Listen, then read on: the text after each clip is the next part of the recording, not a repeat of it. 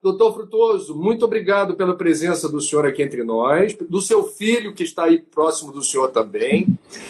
E para a gente otimizar o tempo para tantos assuntos interessantes, eu gostaria de começar perguntando o seguinte.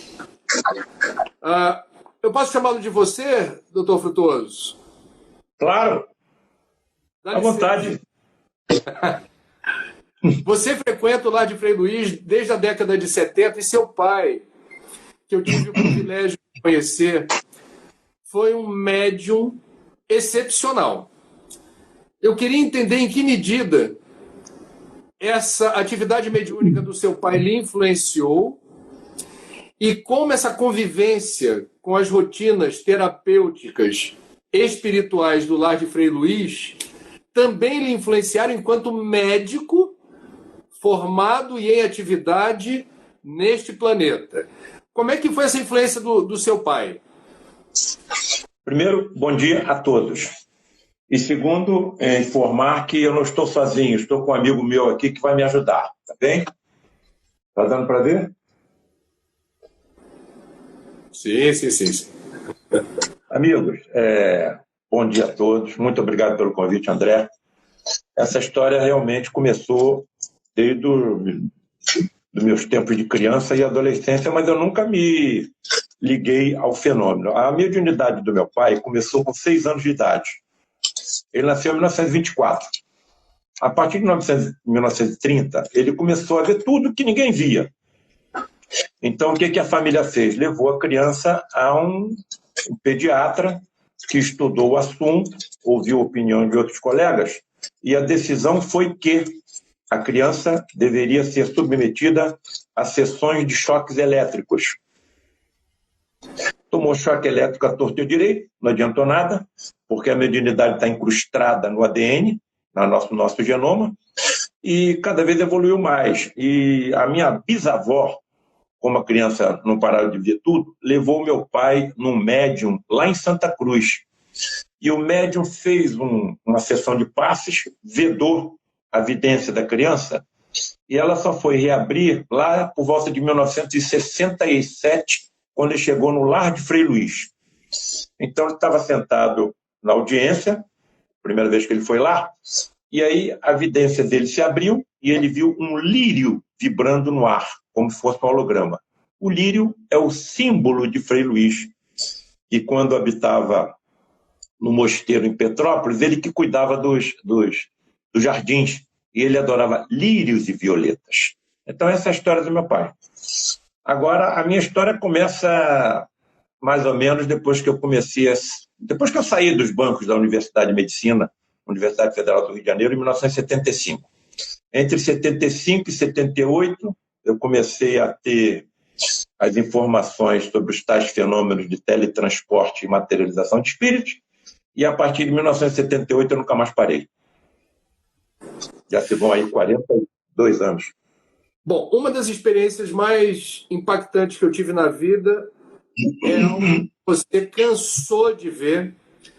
Por coincidência, eu e Haroldo Dutra, juiz e famoso expositor espírita, fomos convidados no mesmo dia para testemunharmos um trabalho que ocorria periodicamente no Lar de Frei Luís e que você participava, que é de materialização do espírito de um médico que atendia pessoas basicamente em situação muito difícil, alguns até pacientes terminais, usando recursos do outro plano, se apropriando do ectoplasma de um médium que já desencarnou.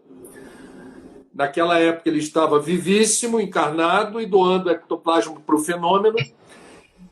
E no final dessa sessão, eu e Haroldo fomos convidados para nos deitarmos nas macas e sermos igualmente submetidos a essa intervenção do médico materializado. Você estava pertinho de mim quando eu deitei, que você estava naquela área de vibração, você estava ajudando os trabalhos. Eu queria que você, por favor, explicasse para o nosso público e para mim que diferença faz essa medicina aplicada por um espírito materializado, com todos os cuidados que esse fenômeno demanda, na Terra hoje? Qual é o sentido dessa rota terapêutica? Por que há permissão para isso acontecer e de que jeito? Primeiro, são fenômenos extremamente raros e difíceis de serem conseguidos, porque a manipulação de energias necessárias ao teletransporte e à materialização de um ser vivo é assustadora.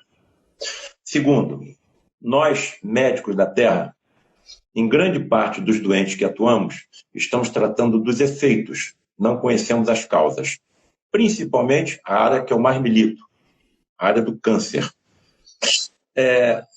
Duas principais razões, os mentores espirituais do planeta Terra utilizam para autorizar tais ocorrências. Primeiro, atendimento de pacientes graves, principalmente cancerosos.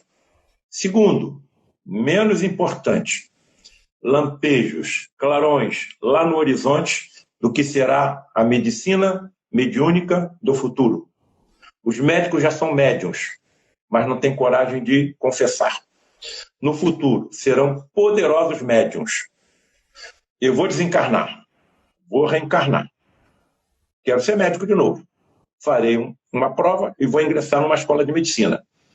Até onde eu estou entendendo, a primeira coisa que eles falam comigo serão recolher células da minha mucosa bucal e fazer um escrutínio do meu ADN na verificação se eu tenho a composição genômica da mediunidade. Se tiver, serei desenvolvido por profundos estudiosos do assunto, que serão os professores das escolas de medicina do futuro. A ação desses médicos que se teletransportam e se materializam é principalmente sobre o perispírito, onde ficam alocados tudo aquilo que eu fiz, que eu falei, que eu pensei. Então, muitas das doenças que nós tratamos têm origem perispiritual. Eu não sei tratar o perispírito, só sei tratar o corpo físico. Então, nunca estarei sozinho, porque, primeiro, tamanha é a quantidade dos detalhes que eu tenho que manipular na minha mente para tomar decisões terapêuticas e diagnósticas, que alguém tem que me ajudar. Segundo, como cirurgião, enquanto eu estou cuidando da parte física do paciente, quem é que está cuidando da parte mais importante? A energética, a espiritual, a imortal, a transmissora da vida ao corpo físico dos pacientes. Colegas que estão me ajudando. Essa é uma coisa óbvia. Não tem mais como nós fugirmos.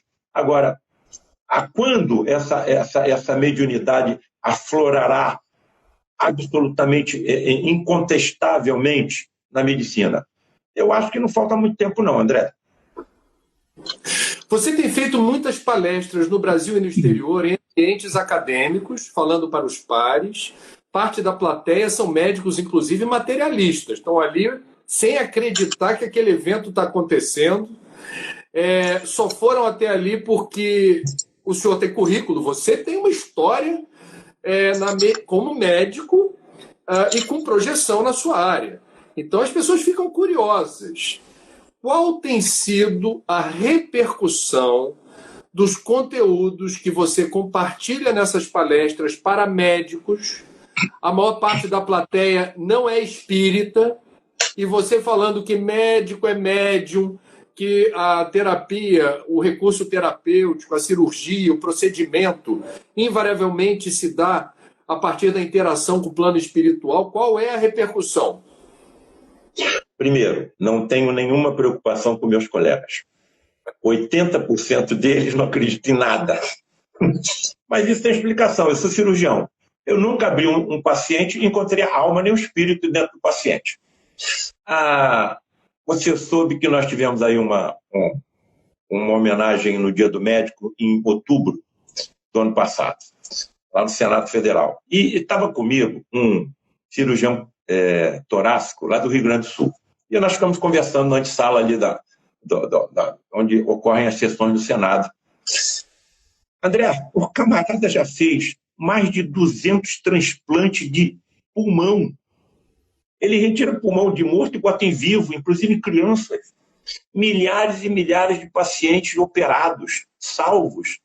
E aí eu indaguei para ele, colega, qual é a sua corrente religiosa? Nenhuma, eu sou agnóstico, não acredito em nada. Um dia desse eu conversei com outro desses. Colega, você tem ideia de quantos pacientes você já operou? Com a maior tranquilidade. Uns 23 mil.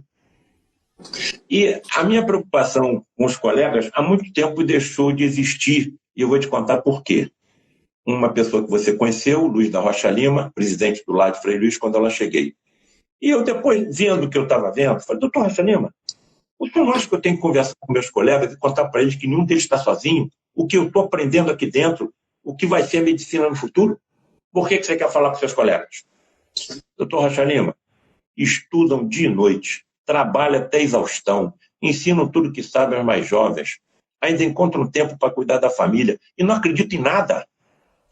Não mexa com nenhum deles porque eles estão na sua frente. Como estão na minha frente? Não preciso de religiões nem de orações, porque a vida de cada um já é uma prece contínua. Passei a cabeça, nunca mais toquei no assunto. Então eu percebo que os colegas têm um despertar de curiosidade, mas tem um pouco assim de constrangimento em se aproximar. Tem um colega cirurgião que trabalha comigo há mais de 30 anos. Depois que ele viu essa cerimônia da Namaskar, se aproximou de mim e falou assim, Paulo César, deixa eu te contar uma coisa que eu nunca contei para ninguém. Eu estava de plantão lá no Cardoso Fontes e deu entrada no plantão o filho de um médico com tiro no tórax. A bala estava no coração. E ficou sob meus cuidados e o coração parou. E eu comecei a massagear. Fiquei durante 40 minutos massageando e o coração não voltou. Aí eu decidi parar. Não tem nada que eu possa fazer. Nesse momento que eu decidi parar, nitidamente eu escutei uma voz no meu ouvido dizer, continua. E eu continuei e salvei o filho do colega. Ele trabalha comigo há mais de 30 anos, nunca me contou nada. Então tem esse constrangimento. Eu fiquei com esse constrangimento. Alguém que está me assistindo aqui teria coragem de se entregar anestesiado na mão de um cirurgião que acredita em fantasmas? E se esse cirurgião dizer que acredita em fantasmas cobertos por lençóis? Eu fui obrigado a acreditar. Quando as entidades se teletransportam e se materializam dentro da cabine onde está o médium, o doador da energia necessária para tais fenômenos, as reuniões acontecem na escuridão, porque os fótons afetam a energia, o ectoplasma que sai do médium, a entidade e o médium em transe. Se você está numa escuridão completa, como é que você vê um espírito materializado? Porque quando ele sai da cabine, ele sai emitindo luz pelo seu corpo e pelas suas vestes. Ele tem a bioluminescência, a produção de luz por um ser vivo. E geralmente vêm cobertos com mantos, também confeccionados.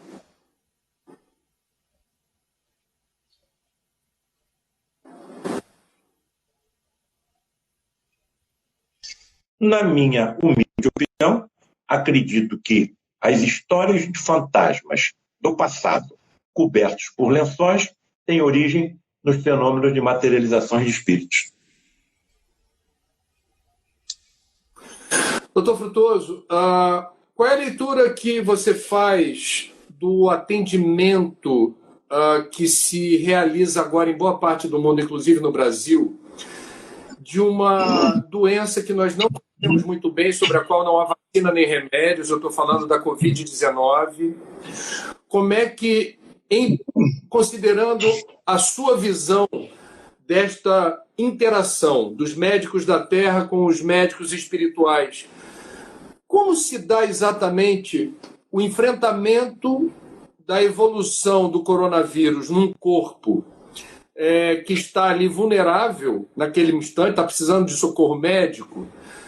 Você tem algum relato, alguma informação sobre como se dá neste exato momento essa interação em função da pandemia, considerando que ainda há tão poucos conhecimentos a respeito do legado, das sequelas, da vulnerabilidade, da carga viral? A gente mais tem pergunta do que resposta. Bem, há duas respostas nesse sentido, uma resposta materialista e uma resposta espiritualista.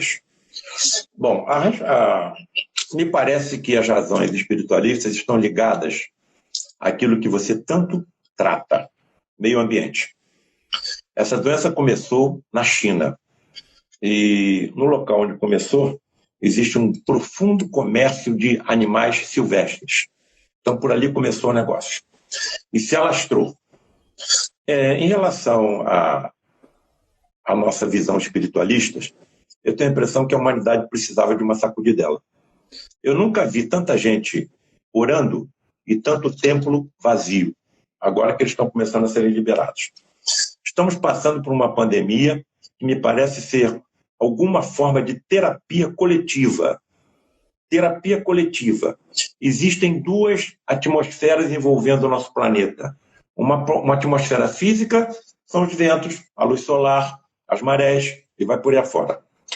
Mas tem uma segunda atmosfera, uma atmosfera psíquica. A atmosfera psíquica, ela é formada pela energia mental dos seus habitantes.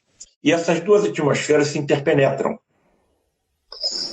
Eu acredito que nós estamos ainda colocando telhados ou tijolos em telhados de zinco.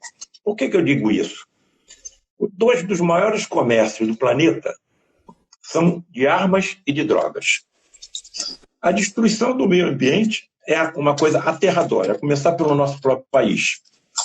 Me permitam se eu vou exagerar, mas são cometidos por ano no planeta Terra mais de 100 milhões de abortos criminosos.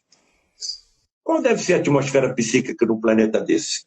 Então, aqui está uma das principais causas das tragédias ecológicas, das tragédias epidêmicas que nós estamos enfrentando. Tudo é fruto da ignorância. Na hora que nós tivermos as informações, principalmente com a ação da ciência, sobre todas as verdades trazidas pelo espiritismo kardecista cristão, naturalmente isso tudo vai melhorar. E vai melhorar, porque as informações estão dizendo que nós vamos passar de um planeta de provas e expiações para um planeta de regeneração. Qual a companhia que eu esperaria ter se eu fosse habitar uma penitenciária? Criminosos. Qual a companhia principal que eu teria se eu fosse habitar um hospital? Enfermos. Isso é o que é o planeta Terra. Um grande hospital e uma grande penitenciária. Somos criminosos e somos doentes em relação ao que fizemos no passado. Mas tem um terceiro item extremamente importante, talvez mais do que os outros dois. O planeta Terra também é uma tremenda escola. Estamos passando por uma profunda lição. Nunca vi também tanta solidariedade, tanta ajuda. Eu vejo isso, inclusive, nas particularidades dos meios, dos meus amigos com os quais eu convivo. Então, não existe nenhuma tragédia que não tenha data para terminar. Isso vai terminar. Esperemos que, depois de toda essa pandemia, a humanidade saia melhor. Na época do Ronaldo Gazola, esse querido ex-secretário de saúde em 3 prefeituras diferentes, espírita, ligado ao Lar de Frei Luiz, o senhor conheceu bem, e que tinha uma atuação assim irretocável do ponto de vista ético, moral. Por isso foi secretário municipal de saúde em 3 prefeituras diferentes.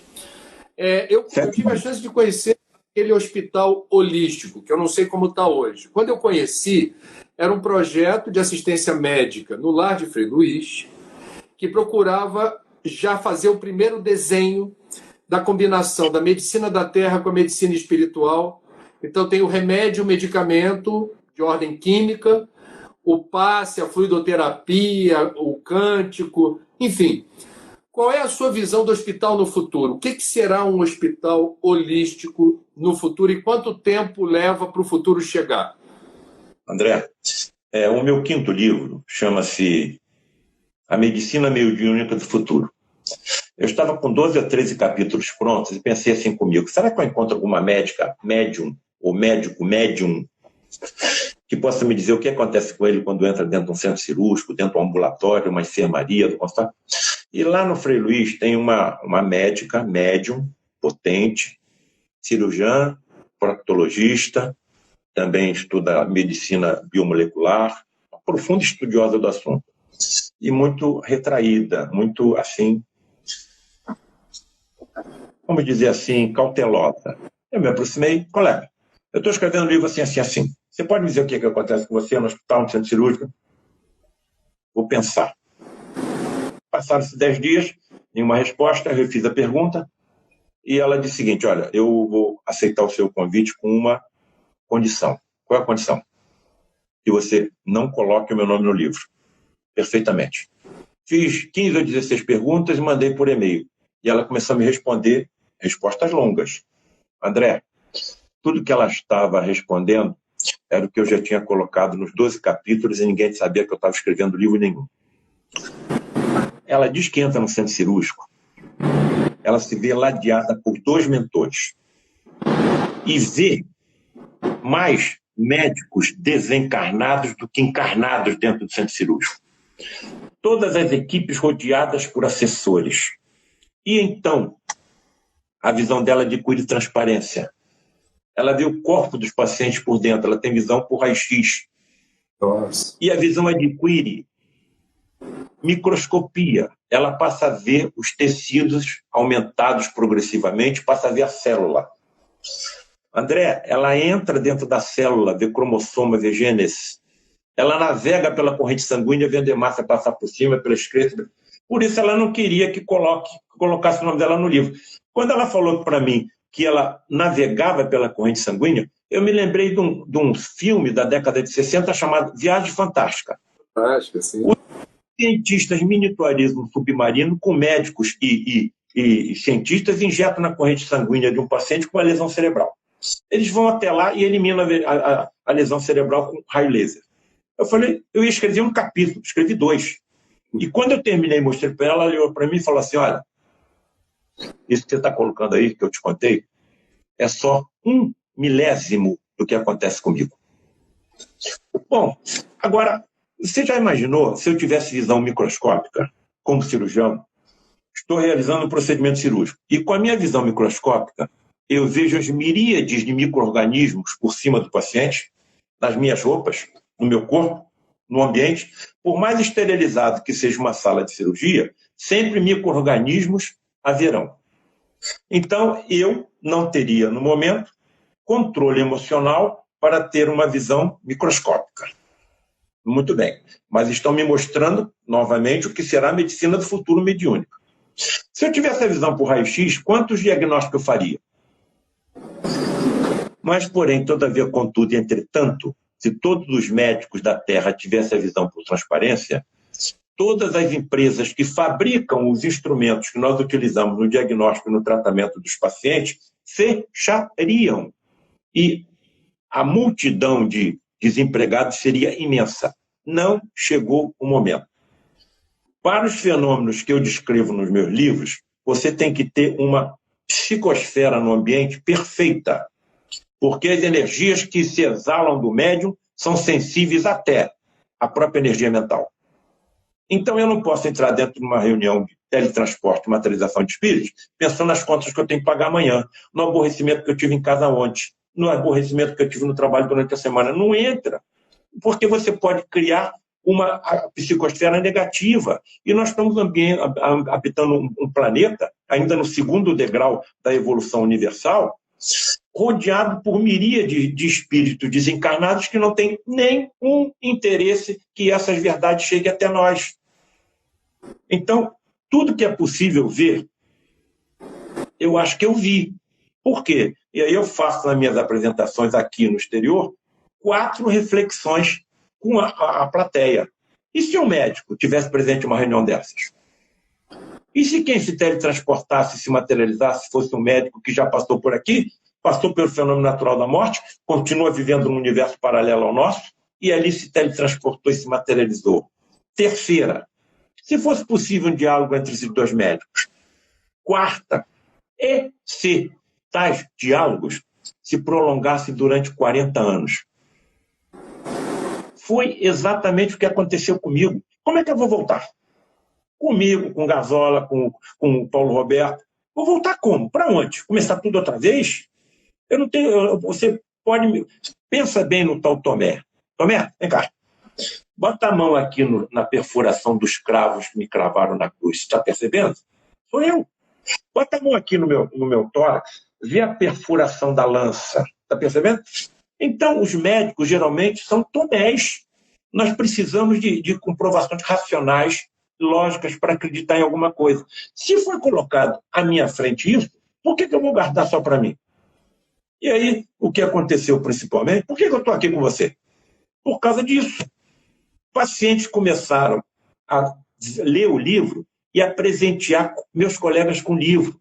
E eu comecei a receber telefonemas, e-mails, contatos verbais. Paulo César, o que isso está acontecendo? O que você está contando? Mas eu não posso. Olha, você tem certeza que isso... Olha, vem cá, amigo, vem cá. Olha, coloca aí na internet o nome de um cientista chamado Charles Richer. Eu conheço o Prêmio Nobel de Medicina porque descobriu a resposta anafilática humana. Você já ouviu falar num físico chamado William Crookes? Claro, todo mundo descobriu todos os raios catódicos do elemento radiante da matéria.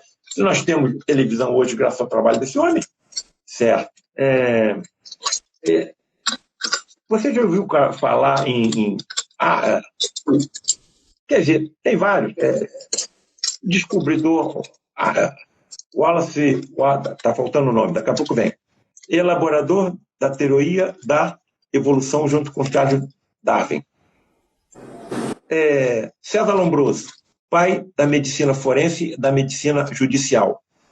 Então, na hora que eu me virei para a direita e pesquisei os fenômenos que estavam sendo colocados à minha frente, descobri inúmeros nomes da ciência, inclusive prêmios Nobel, que tinham verificado os mesmos fenômenos que eu estava vendo, pesquisado, estudado, testemunhado e comprovaram que tudo era verdade, que tudo é possível. Só que não temos ainda como explicar. E eu não tenho preocupação com isso. A ciência não sabe o que acontece em 96% do universo. Só sabe o que acontece em 4%. 96%. Energia escura, matéria escura e outras energias que sabemos que existem, mas não sabemos o que é. Aí a ciência não sabe o que é magnetismo. Sabe de onde vem a palavra magnetismo? Magia. Calcula-se exatamente todos os efeitos, mas não sabemos exatamente o que é. A ciência não sabe exatamente por que e qual é a energia que faz um elétron girar em torno do núcleo de forma infinita. Calculamos todos os efeitos. Não sabemos exatamente o que é. Então, nós estamos no caminho. Tudo que eu vejo acontecer não são milagres. Não existem milagres. Existem leis físicas, químicas e biológicas que a nossa ciência ainda não alcançou. Eu faço milagre todo dia.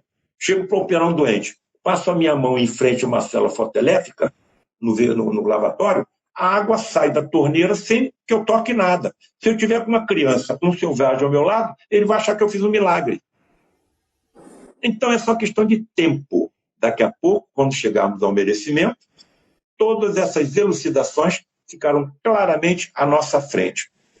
Para terminar, está se desenhando à nossa frente, principalmente a classe médica, uma ciência assustadoramente mais complexa e profunda de tudo aquilo que nós até hoje já estudamos. Uau! Deixa eu te perguntar uma coisa.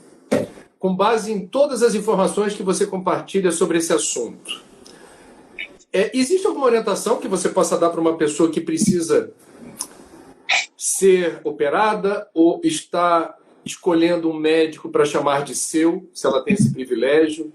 Essa informação nos capacita a termos algum protocolo, algum cuidado na hora de nos submetermos a um procedimento cirúrgico ou procurarmos um médico da terra para cuidar da gente?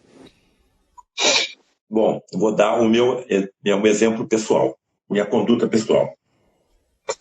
Eu nunca deixei de realizar nenhum dos procedimentos que a medicina convencional me ensinou. Se eu examinar um paciente com apendicite, eu vou levar ele para uma reunião de materializações ou eu vou operar o doente? Então nós temos que ter cuidado para não cair na área do fanatismo. Nenhum médico está sozinho, todos são médicos influenciados de alguma forma. Então, o que eu aconselho? Entreguem-se com confiança aos seus médicos. Ninguém é médico por acaso. Com todo respeito. Mais uma vez, opinião pessoal, eu posso estar errado. Não existe profissão mais importante na Terra do que a da medicina. Não é por eu ser médico, não. Se não houvesse médicos, o nosso presidente não era presidente. Porque quando ele foi esfaqueado, quem salvou a vida dele foram os médicos. Ninguém pode ser papa sem saúde, ninguém pode ser presidente da ONU sem saúde, ninguém pode ser nada sem saúde. Você pega um resfriado e você não pode trabalhar. Então, existe algum planejamento por trás desses espíritos que vieram como médicos. Atenção. Isso não os torna perfeitos. Mais uma vez, exemplo pessoal. O grupo do Lar de Frei Luís é oriundo da Inquisição. Se eu utilizo hoje o ferro e o aço para aliviar e para curar, é porque quando eu era da Inquisição usava para torturar e para matar. Então confie nos médicos a quem se entregarem. Não estarão sozinhos. Orem pelos médicos. Se quiserem jogar alguma semente, dá um livro muito bom.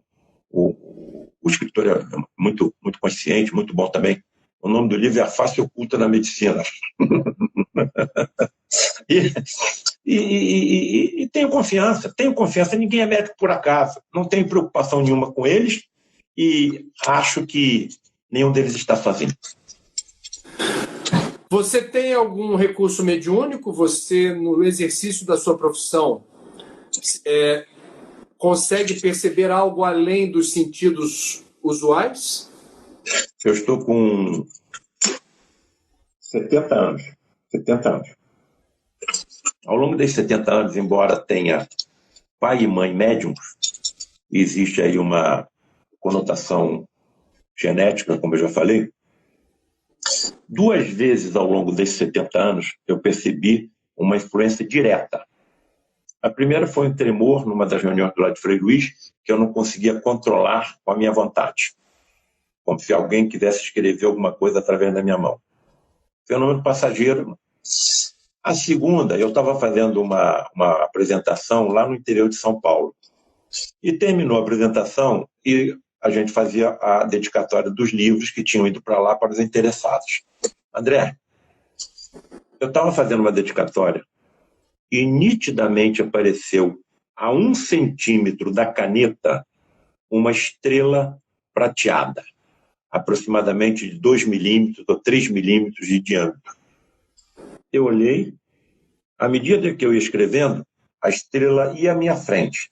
Se eu voltasse a caneta, a estrela voltava com a caneta, na mesma distância exata. Tirei meu óculos, lavei o rosto, coloquei o óculos, lá estava a estrela. Quer dizer, eu tenho a impressão que algum sinal positivo me foi dado naquele momento. Em relação a exemplos diretos, eu não me lembro de mais nenhum, mas intuitivamente a gente percebe que tem alguma ajuda. Intuitivamente a gente percebe que tem alguma ajuda. Há pouco tempo eu estava assistindo uma colocação de um catéter de uma paciente grave com uma obstrução biliar. A bile não estava saindo do fígado em decorrência de um tumor. E os colegas lá no Pedro Ernesto, no Hospital Universitário Pedro Ernesto, onde eu trabalho, estavam fazendo uma cateterização acompanhada pela ultrassonografia e pela radiologia. E a preocupação era grande, porque a tumoração era extensa e seria difícil de talvez acessar o canal biliar que estivesse bloqueado para poder fazer uma drenagem e melhorar as condições da paciente. Eu não entro em nenhum centro cirúrgico mais sem colocar a figura do meu amigo na mente. Não entro.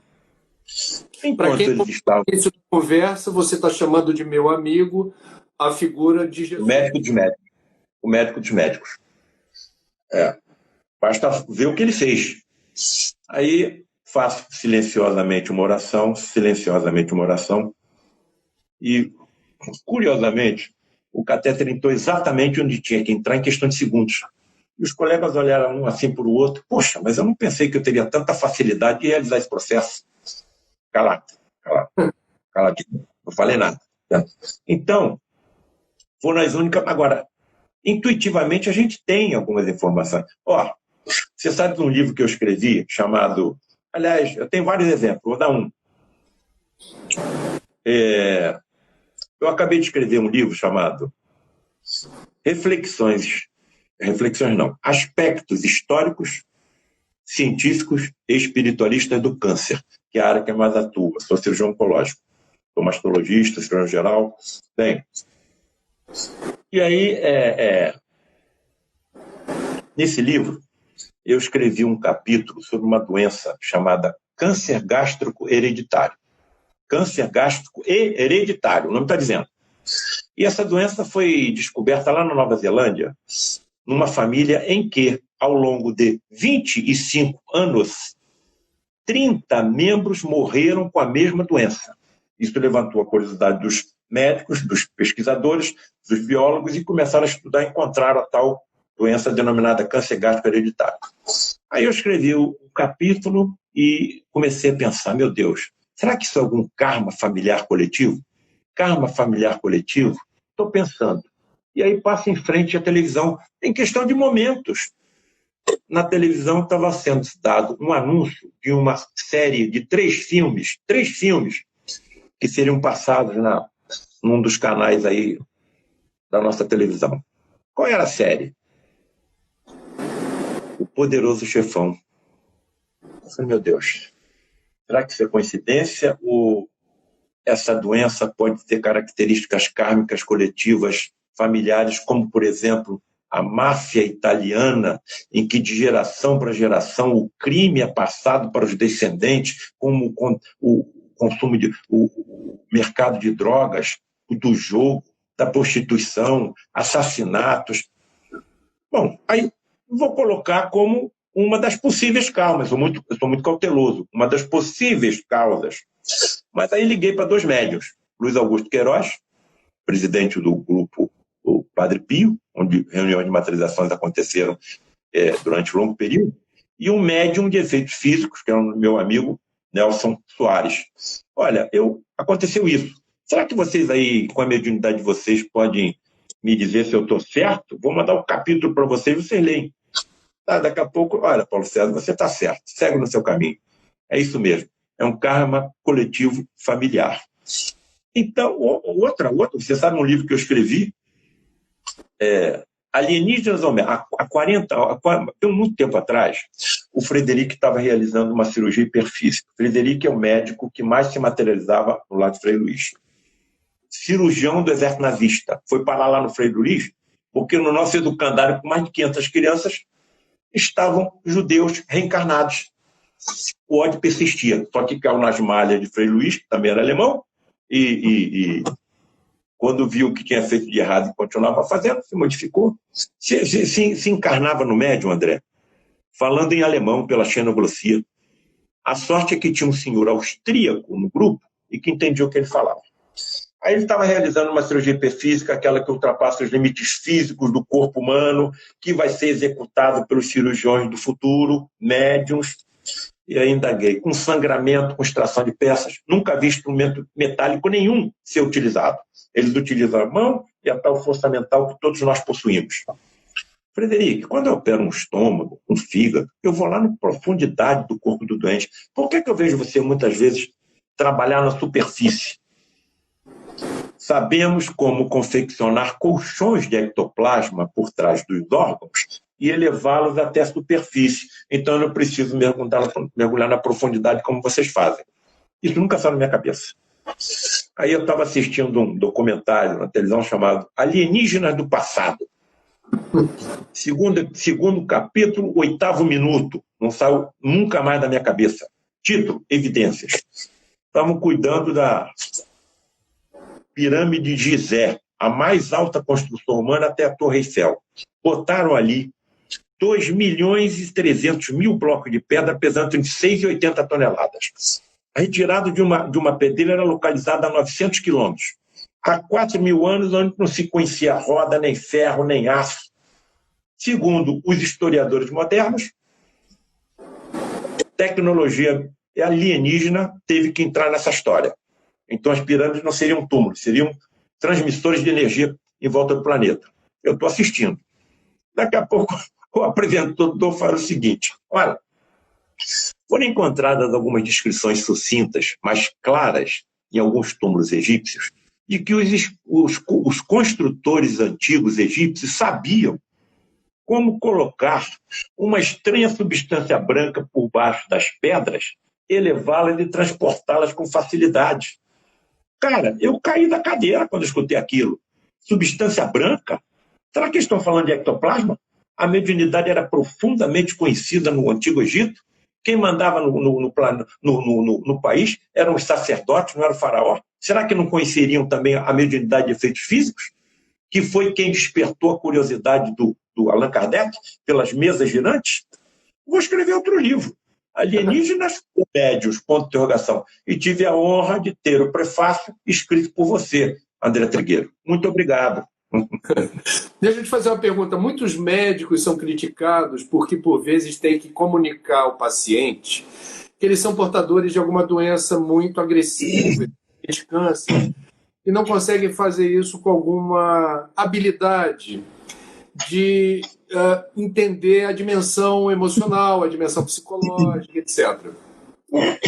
Permita fazer uma pergunta um tanto invasiva. Você consegue, de alguma forma, conciliar o conhecimento técnico acadêmico com essa ética do cuidado de alguma forma, levar em consideração aquele que está na sua frente, que vai ser informado de uma doença eventualmente grave ou de um procedimento eventualmente arriscado? Como é que o doutor Frutuoso é no consultório? Eu também queria saber se você resiste à tentação de compartilhar as informações que não são da medicina da Terra, mas aludem a outra dimensão. Você abriu uma janela aí e que a resposta, eu tenho a impressão que vai ajudar muita gente, André. O acaso não existe, hein?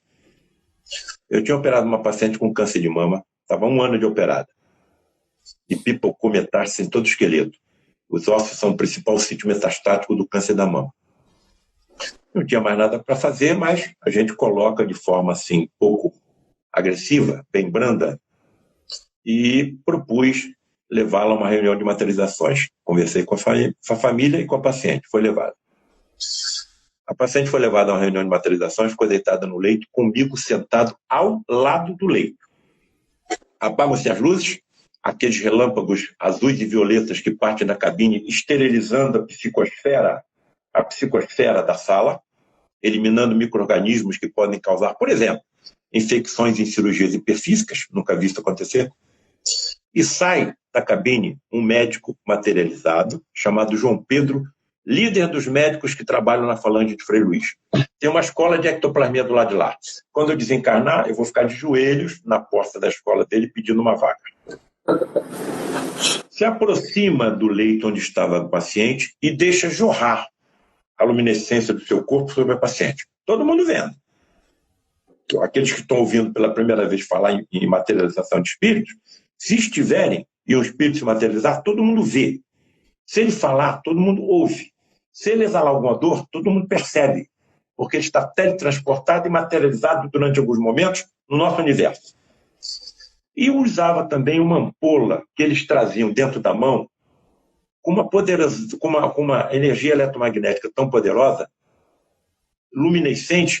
André, eu via os ossos do carpo e do metacarpo por transparência, de onde deduz que eles materializam até um esqueleto completo. Eu escutava o estalar das articulações quando passavam perto de mim. Eu percebia o arfar difícil da sua respiração. Então eles materializam um equipamento respiratório inteiro, um esqueleto inteiro. Que ciência é essa? Que ciência é essa?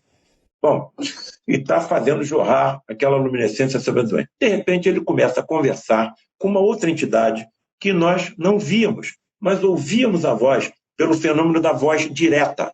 A entidade materializa tão somente a laringe. Se a laringe não estiver iluminada ou solidificada, você não vê, mas ouve. Em inglês fluente. E o médium só falava português. O inglês era tão rápido que eu não estava conseguindo acompanhar nada. Mas uma palavra, as duas entidades repetiam insistentemente. Wonderful, wonderful, wonderful, wonderful. Eu estou aqui do lado. Pô, a paciente está com câncer de mama, com metástase para tudo quanto é osso. O que tem de tão maravilhoso aí, meu Deus do céu? mas calado. Eu nunca me dirigia à entidade. O problema era quando ela se dirigia a mim, eu conter a minha curiosidade científica a ponto de ser advertido. Paulo César, se você continuar com o seu olhar de curiosidade sobre mim, seria obrigado a interromper o atendimento aos enfermos. Foi dito isso pelo Frederic, eu estava com 25, 26 anos de idade. Bom, naquele momento inesquecível da minha vida, eu estava vendo 4 dos mais fantásticos fenômenos descritos pela ciência da mediunidade. A materialização de um espírito, a bioluminescência, que é a produção de luz por um ser vivo, o fenômeno da voz direta e o fenômeno da xenoglossia, quando a entidade fala línguas desconhecidas do médium. Bom, terminou o tratamento, voltou para dentro da cabine, se desmaterializou. Algumas semanas depois, a paciente, como era de se esperar, desencarnou, porque a vida está na borboleta, não está no casulo. Nós estamos aqui, todos nós vamos desencarnar, só questão de tempo. E a primeira oportunidade que eu tive, eu perguntei ao Frederic o que havia de tão maravilhoso com aquela paciente. A resposta dele não é para mim. Essa resposta está colocada no meu livro, Reflexões Espiritualistas e Científicas de um Médico, e acho que é para todos que estão agora nos dando a honra de estar conosco participando desse evento tão importante. Paulo César, eles estavam elogiando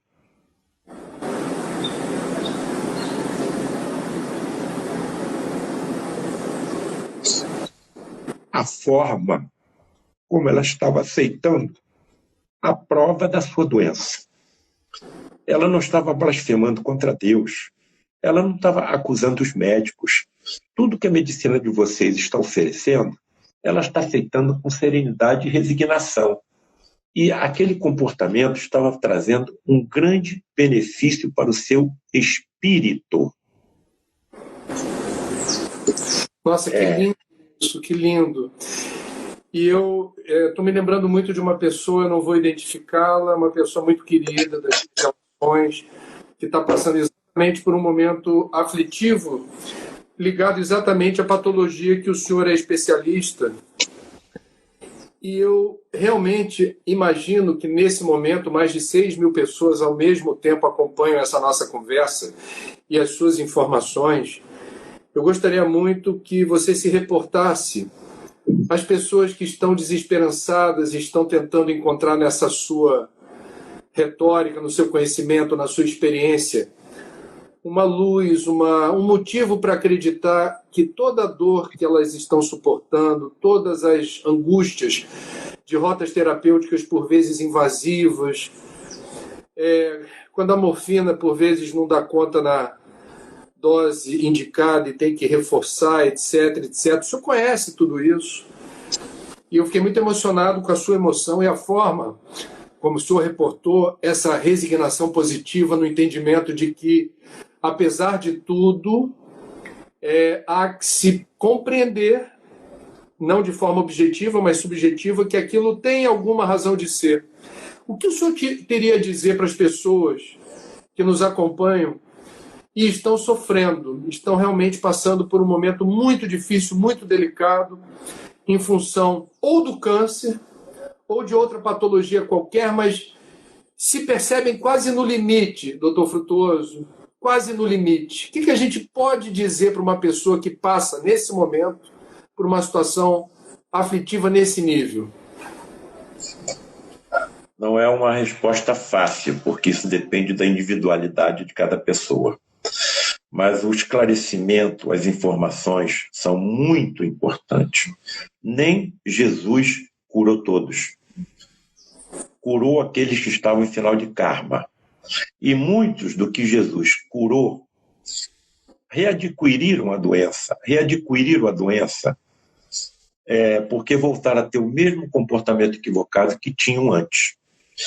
Eu tenho uma passagem da vida de Francisco de Assis que existem 2 versões.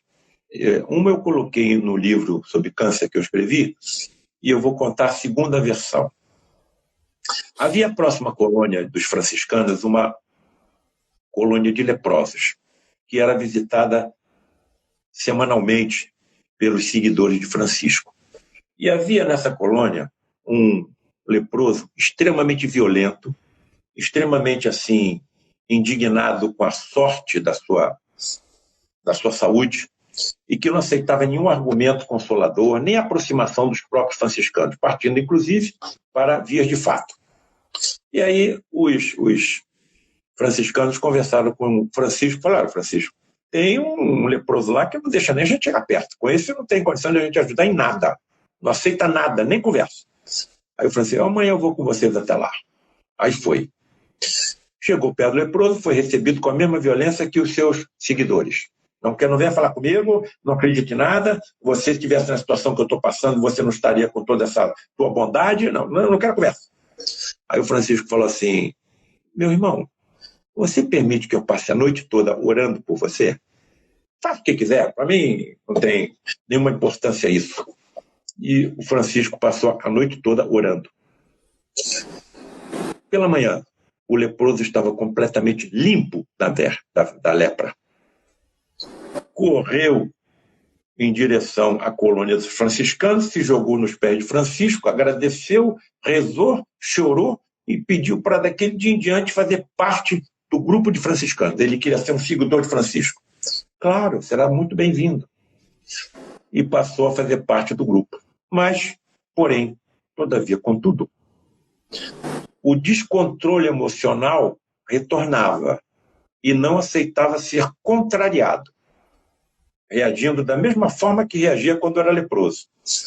E aí ele procurou reservadamente Francisco, assim, desgostoso com seu próprio temperamento, e pediu uma nova ajuda a Francisco. Francisco, você pode me ajudar? Apesar de você ter me curado, de eu saber que eu estou agora com a saúde repleta, eu não consigo ser melhor do que eu era. Você pode me ajudar? Aí o Francisco falou assim: olha, eu não sei exatamente como te ajudar, mas você permite que eu fique a noite toda orando por você? Claro! E Francisco ficou a noite toda orando pelo ex-leproso. Pela manhã, ele estava coberto de lepra novamente. Então, as doenças são limpadores do nosso perispírito,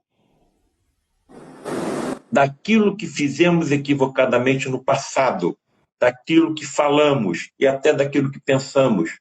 Então, o que eu faço, o que eu falo, prejudica o próximo e a natureza do planeta onde eu habito e que dificultará a vida daqueles que virão depois de mim, fica marcado no meu perispírito. E essas deformações podem ser tão profundas que em encarnações futuras eu posso não ter condição de reencarnar num corpo humano igual que eu tenho hoje, porque o perispírito não vai se encaixar exatamente em uma morfogenética humana. Então esses espíritos vão ter, para que tenha algum alívio, reencarnar em planetas que em relação à Terra estão na Idade da Pedra. Então, Paulo César, pergunta feita por um professor de medicina. O espírito é imortal? Sim, professor. O corpo humano é passageiro, como nós todos sabemos. Sim, professor. E você está me dizendo que tumores, por exemplo, malignos, que acometem até crianças antes de nascer, sarcomas infantis, os colegas médicos sabem o que eu estou dizendo, são limpadores do espírito e corretores do perispírito? Sim, professor. Então, Paulo César, por que é que você opera os teus pacientes? Por que você não deixa o câncer continuar limpando o perispírito, corrigindo o perispírito? Eu acho que você devia parar de operar. Professor, eu não sei até onde deve ir o sofrimento de alguém. Então, como não sei, eu faço tudo o que eu posso para curar, aliviar e consolar, porque Deus age nas criaturas através das criaturas. Aqueles que estão me ouvindo, estão passando por algum momento de dificuldade da saúde, atentem no que eu vou dizer agora. Estão sendo observados por várias pessoas, familiares, conhecidos, amigos, e se encontrarem força dentro de vocês pela oração, pela resignação, pela conformação, pela serenidade e resistirem a esse sofrimento físico temporário, quando chegar o momento desses que estão te observando de passar por fenômenos similares ou até piores, vão se lembrar da forma como você os enfrentou. Então, se há alguma sugestão que eu possa dar, acho que é essa. Apesar de nós estarmos ainda no segundo degrau da evolução universal da humanidade, nós temos muitos recursos que ajudam o indivíduo a superar o seu sofrimento. Analgésicos. E cada dia surge um quimioterápico novo que estão reduzindo os tumores. Eu, como cirurgião oncológico, estou vendo vários pacientes que estão encaminhando para oncologistas clínicos e o paciente está retornando sem doença. Eu não preciso mais operar. E a velocidade da ciência e da tecnologia no século XX e XXI está sendo mais rápida do que toda a história da humanidade. A história da ciência tem mais ou menos 500, 600 anos. Nunca se viu tanta aceleração, tanta chegada de espíritos evoluídos que estão trazendo as soluções que nós precisamos, dentro de 4 vertentes, altamente evoluídos no ramo da engenharia, altamente evoluídos no ramo da justiça, talvez já estejamos vendo isso acontecer no nosso país, altamente evoluídos no ramo das artes. Então você entra no Google, tu está vendo criança com 3, 4, 5 anos executar sinfonia no piano, o pé da criança nem alcança o pedal. Aprender aonde? No ventre materno? Então, todas as soluções para os nossos problemas estão na mão de quem? Do Cristo planetário da Terra, o governador espiritual do planeta.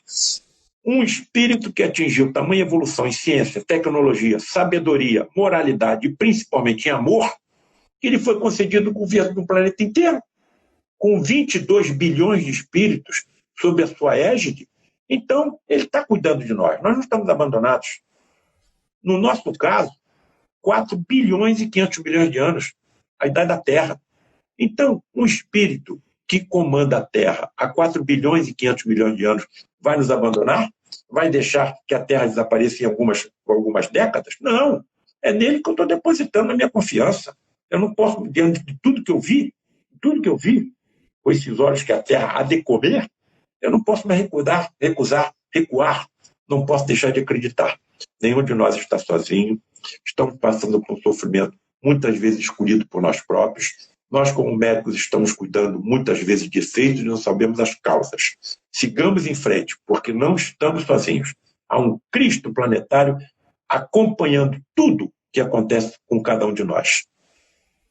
Desculpe, seu Melo. Deus lhe abençoe, doutor. Deus lhe abençoe. Obrigado pela sua generosidade, seu conhecimento, a forma, eu diria, tão bondosa, tão dadivosa de ter a coragem, sendo você quem é, atuando onde você atua, tendo os pares que estão muito, por vezes, refratários a um conhecimento que não seja aquele aprendido na academia, a compartilhar informações que semeiam uma nova medicina, um novo entendimento da cura, da doença, do sentido da dor e do sofrimento, da maneira como a medicina deverá estar posicionada daqui a pouco. Eu quero lembrar para quem nos acompanhou até aqui que os livros do Dr. Paulo César Frutuoso estão disponíveis na livraria digital do Lar de Frei Luiz e também no site da Candeia. Então,